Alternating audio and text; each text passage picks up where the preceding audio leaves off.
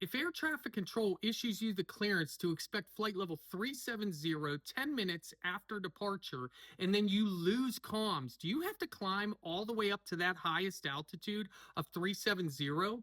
Well, maybe. So I have to thank Prop Hat Cat once again for allowing me the opportunity to answer one of his questions with him. And so if you guys don't follow him, go over there after this because his content on air traffic control stuff for pilots is so good and it will help you out while you're flying. Now, back to it. If you get that clearance, expect 370 10 minutes after departure, and you lose comms, the regulations say that if you're in VFR conditions or if VFR conditions are encountered after the lost comm, well, then you're to proceed VFR and land as soon as practical.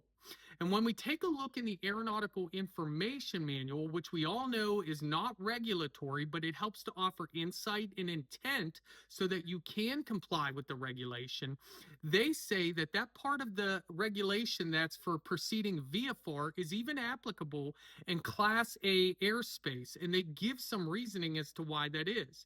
Number one, they don't want continued operations in IFR conditions with lost comms when you could just land visually.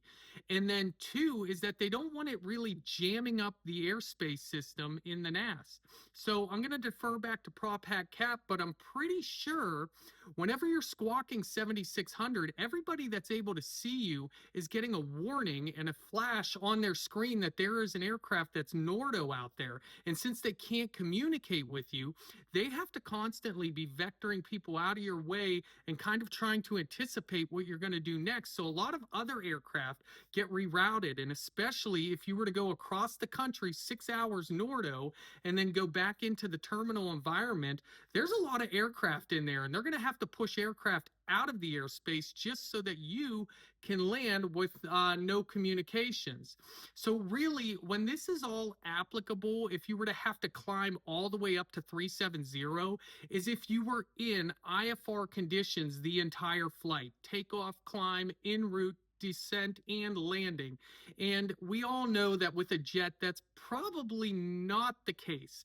Not saying it can't happen, but there's usually a time throughout that flight that you're going to be in VFR conditions and able to get yourself back on the ground. Now, in a 172, where you're only going 50 miles and maybe up to 6,000 feet, obviously that can definitely happen. But with the advancements in technology and CPDLC and everything else, it's probably not going to happen.